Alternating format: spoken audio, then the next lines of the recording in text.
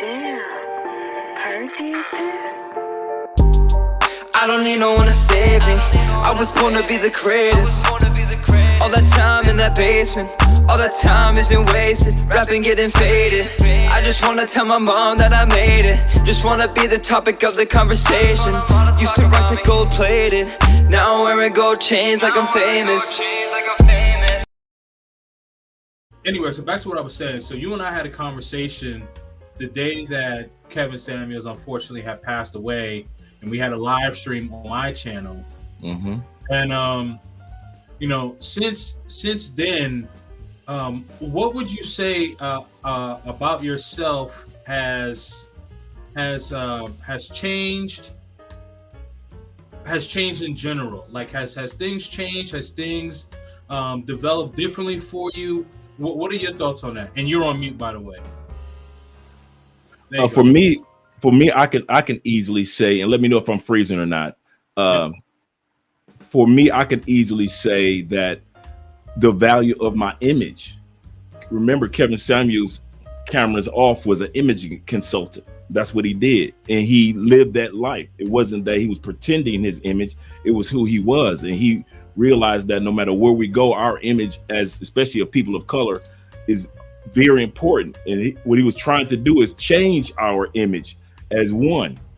And by doing that, the first thing he did, he spent 5 years just talking to men, just only 50,000 subscribers. 5 years. Most YouTubers wouldn't even hang around for that long if they only had 50,000 subscribers in 5 years. And then year 5.5, that's when he started really talking to women and try to help women and men together change our image as a people. And so since Kevin has passed, I really am sensitive about the image that I portray in public, especially living in another country, and the image that I portray online. I can't just do everything that everybody does. I can't just say everything that everybody says, because just like Kevin showed us, you have to be aware of your image, especially as a man of color. And so that's one of the things that I picked up from Kevin. And I don't know how other people are, but I watch Kevin Samuels videos at least 3 times a week, sometimes 5 times a week. So I haven't stopped watching his videos because there's 5 years worth of videos to men that a lot of men never saw. 5 years of Kevin Samuels unwatched videos that hasn't been seen. So that's what I do. I really try to focus on how I carry myself, my vernacular, continue to expand myself as a person, expand myself as a business, how I am as a husband. My image counts on everything, because me and another guy were talking yesterday in a bar, one of the guys that came down. And we were talking, and he's so happy. He's been living here for a few years, and he's got his girlfriend. And I was telling him about my image. And I was saying that even if Andrea never catches me with another woman, her family never catches me with another woman. What if one of you dudes see me out there tricking with another woman? My image is very important. Some dudes could take their image for granted, but I can't afford to, because there are too many men that I'm trying to help take their lives to the next level, whether it be through passports, whether it be through motivation, whether it be through business, whatever it may be. So Kevin definitely taught me the value of, if the mic was mute, what does your image look like, Andre? And I'll say that again. That's my last line. Andre, if the mic was on mute, what does your image look like? And that's how I try to carry myself.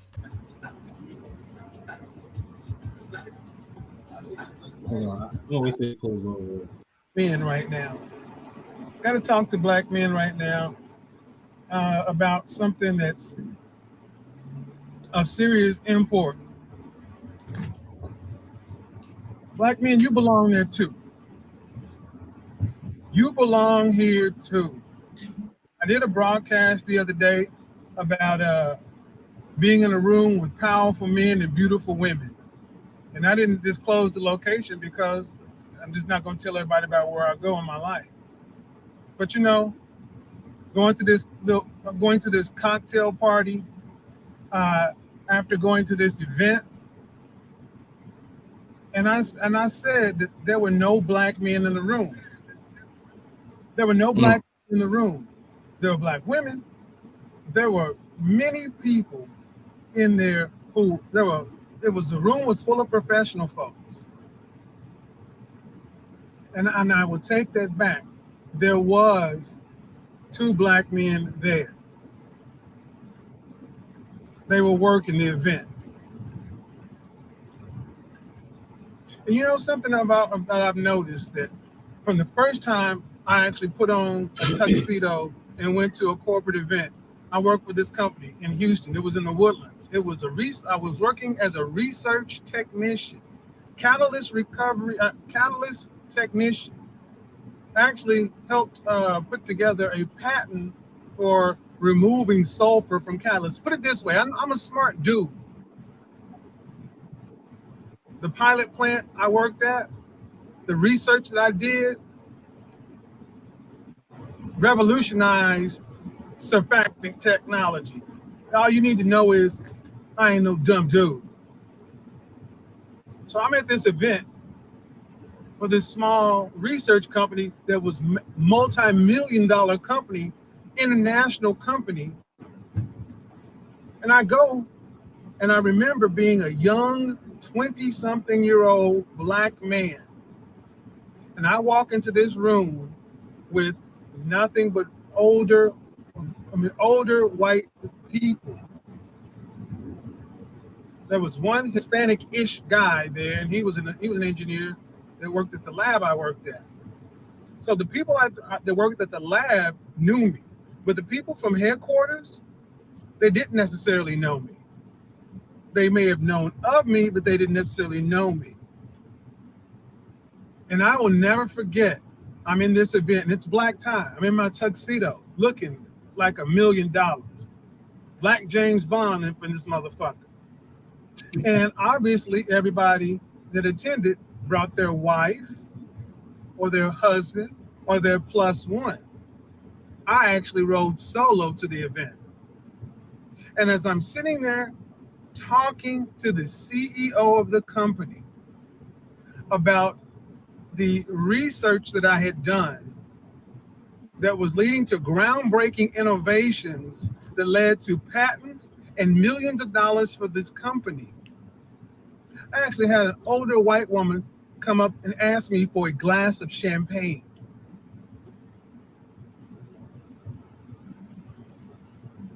Now, she didn't ask me where the champagne was. She asked me for a glass of champagne. Some of you may be like, well, what's the problem? Some of you guys may be like, well, what's the problem with that? She asked me for a glass of champagne because she thought I worked there.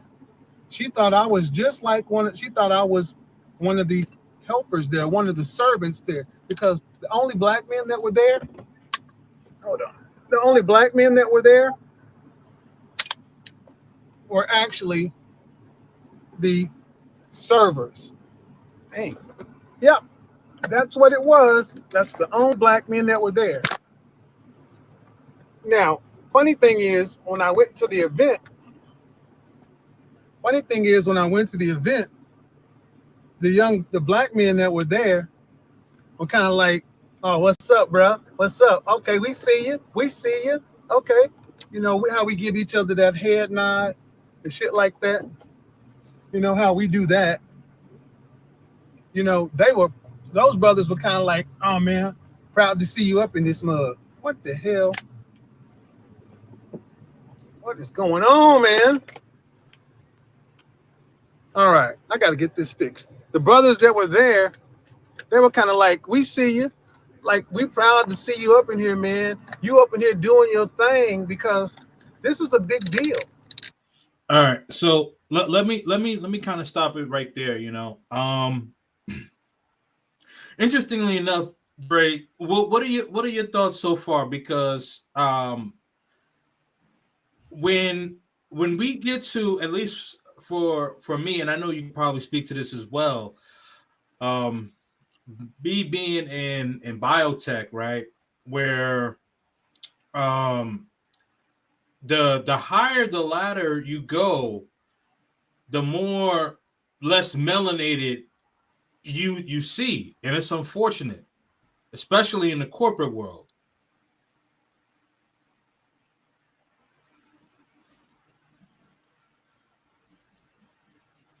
I don't know if you're on mute or not, Dre.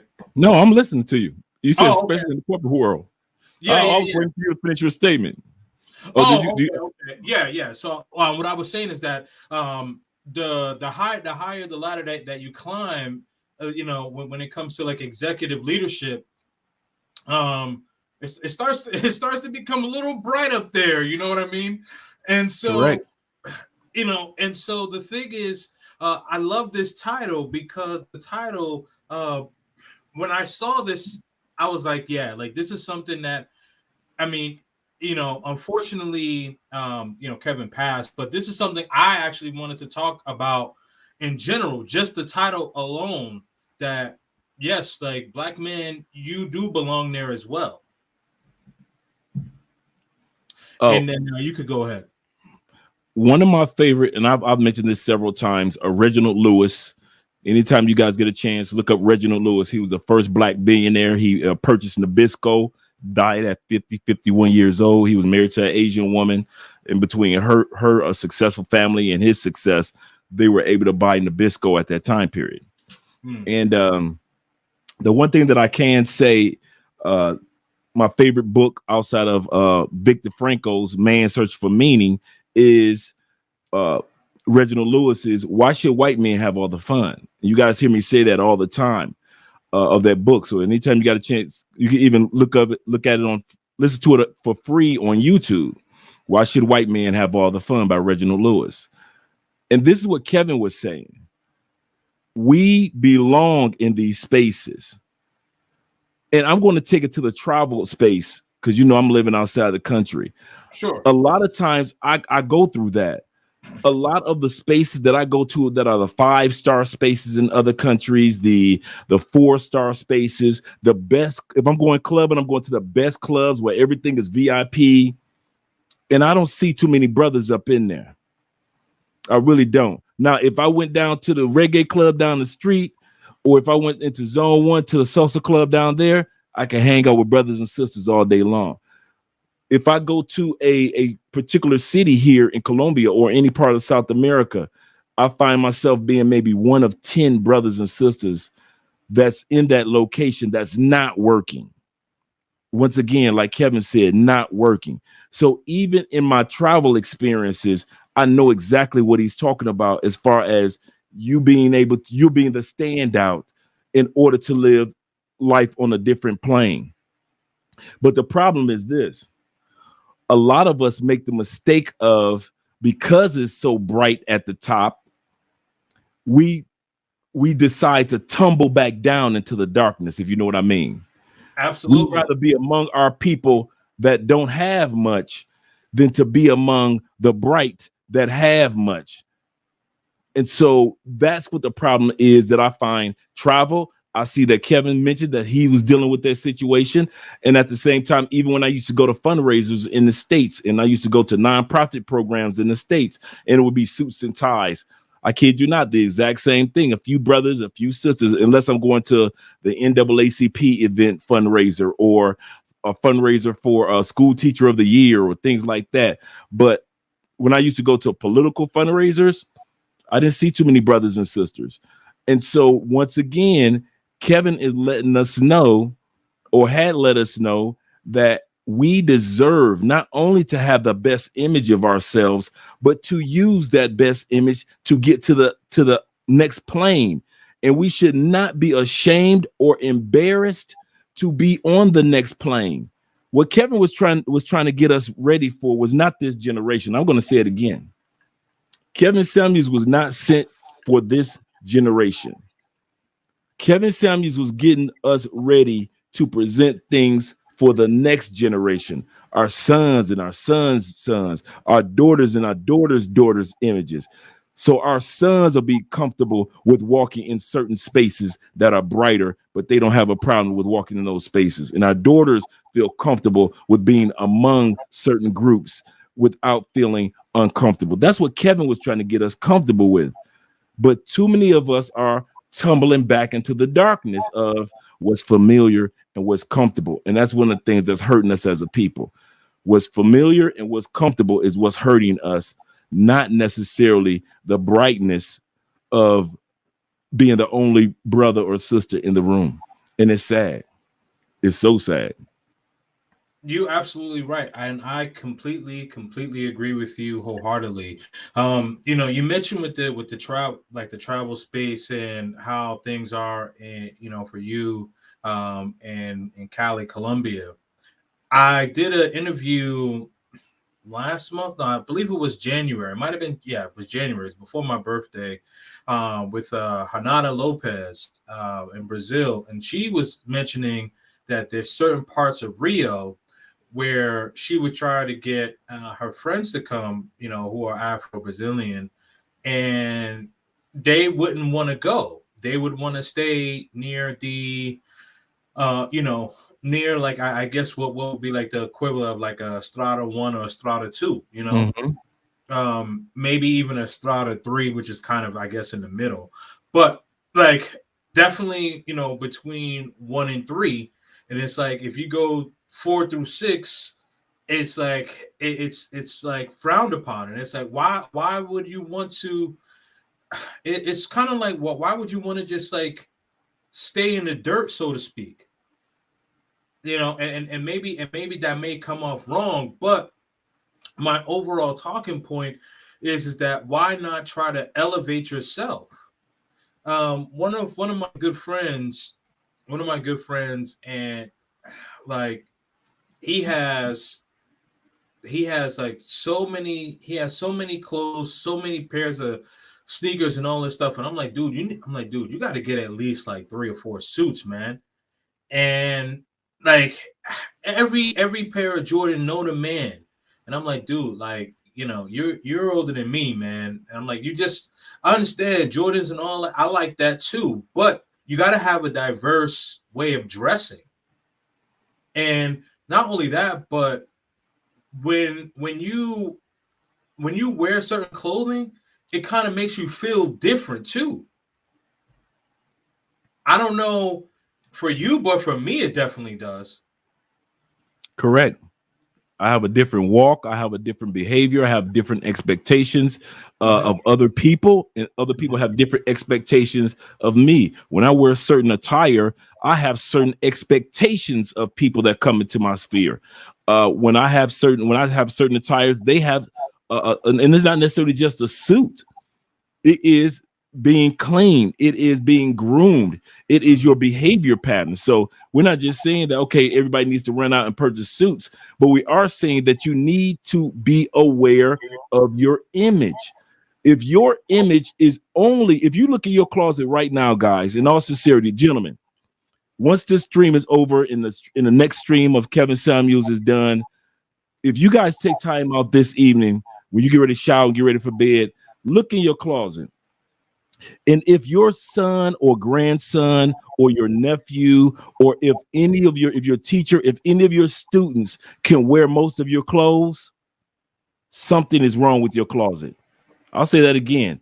If your nephew and your son and your grandson and the kids down the street can wear most of your attire, and I'm not talking about by way of size, I'm talking about by way of style, then you need to make adjustments to what's in your wardrobe. And here's the kicker. You don't have to be ashamed to do that.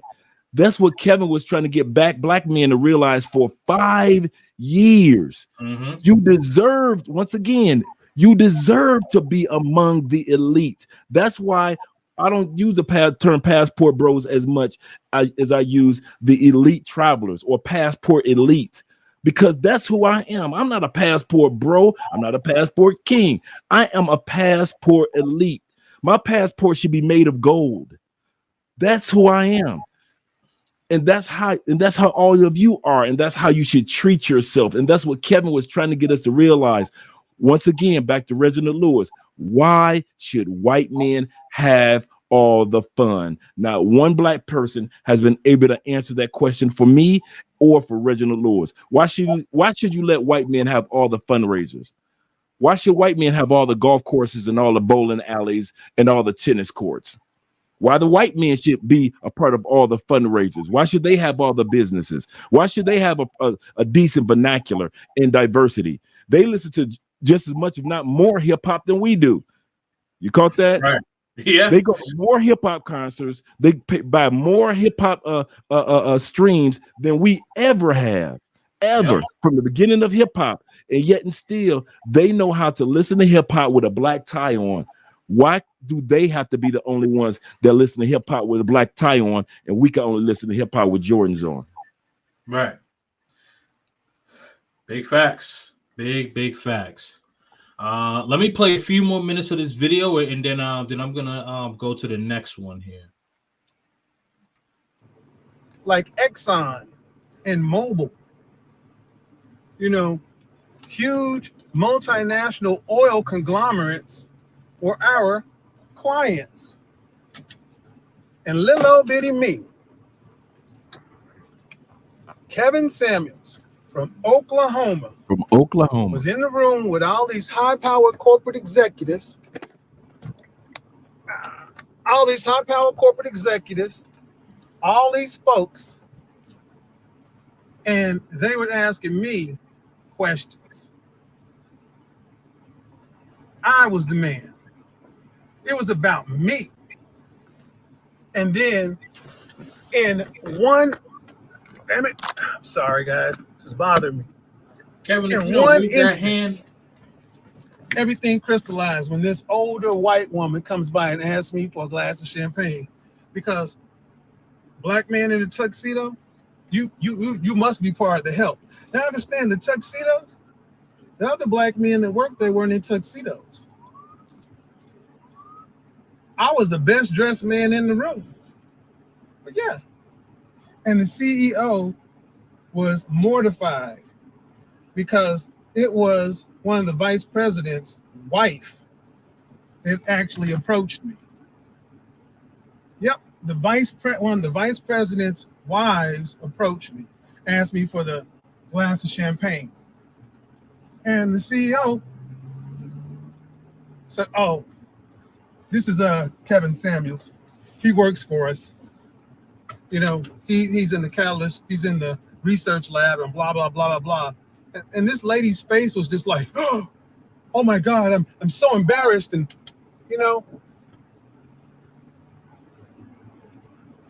but the fact of the matter is, I could have got pissed off. I could have went Malcolm X on her. Part of me wanted to, but you know what?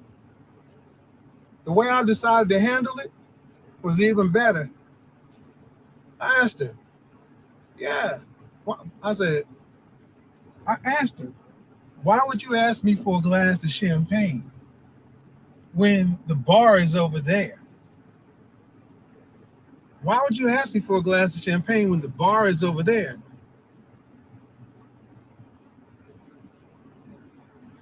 The reason she asked me for the glass of champagne is because she didn't think I belonged there.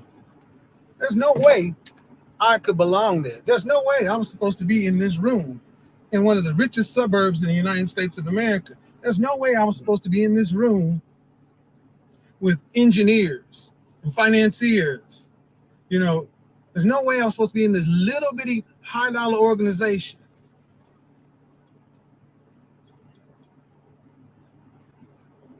My work proved that I belong there.